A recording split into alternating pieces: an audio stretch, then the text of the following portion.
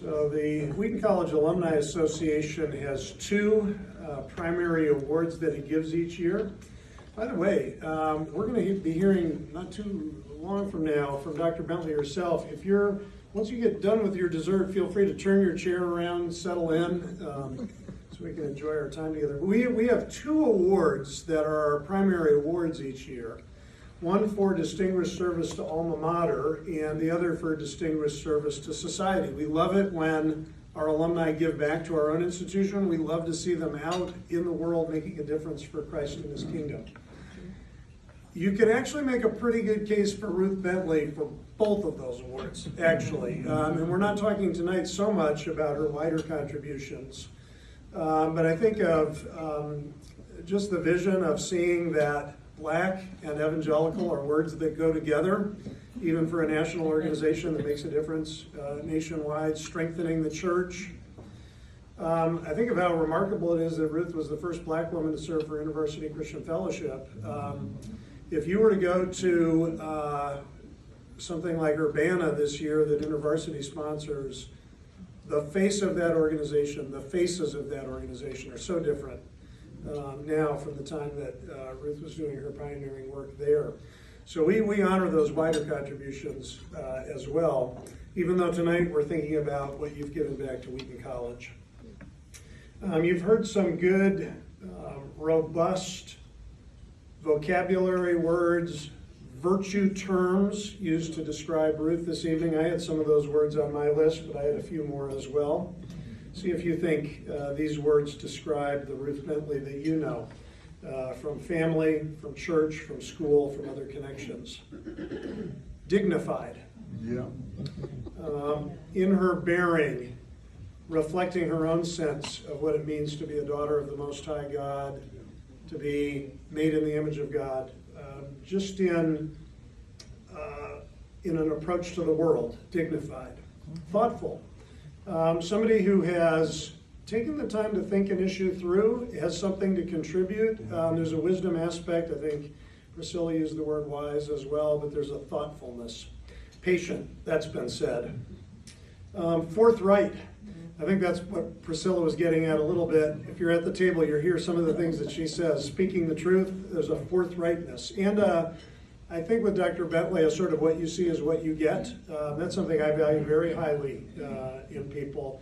You see them in different situations, it's the same person. What is on the outside is what you see with greater depth. What you see is what you get. Nurturing. I'm thinking particularly of her personal relationships with students on campus. And if you've seen Ruth in action connecting, particularly with students of color, but far from limited to that, over now several generations, students are really drawn to her to have that connection, that conversation. There's a nurturing aspect of her care for others. Stylish. Do I need to comment on that, or can we just agree?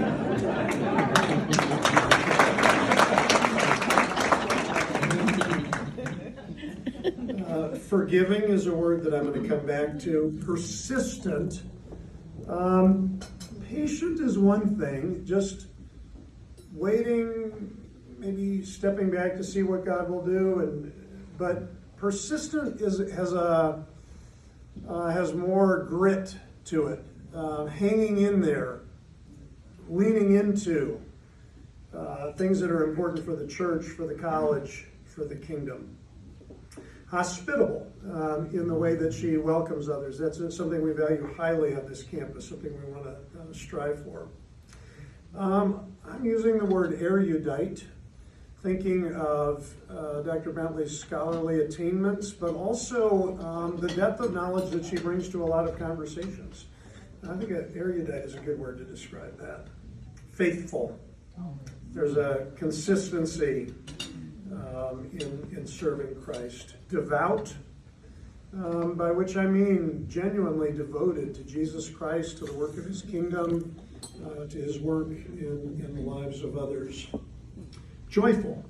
I'm sitting very close to her, so I can hear her chuckle over some of these comments, but I doubt any of us really have had conversations with Ruth or connected connect with her in any context where she hasn't been smiling or found occasion to smile in the context of that engagement. Loving is a good word as well. And I think part of the result of these character virtues in relationship to Wheaton College as a campus community and to the people of Wheaton College has enabled us to be like and to look like more of the kingdom. I've been really drawn to a definition that I read in a book by Andy Crouch, a definition of the word trustee. It's a really good, if you want to know what a trustee is, and yeah, maybe somebody that's on the board of trustees, but just in a broader sense, somebody that takes responsibility and holds in trust the well-being of a family, of a church community, of an organization, of a business, of a college community. And this definition acknowledges from the beginning, this is a fallen world. Whatever family, community, church, college you're involved in, there are going to be things in that community that are broken and in need of repair. So what is a trustee? Trustee is someone who has forgiven the institution they serve. That's quite a definition.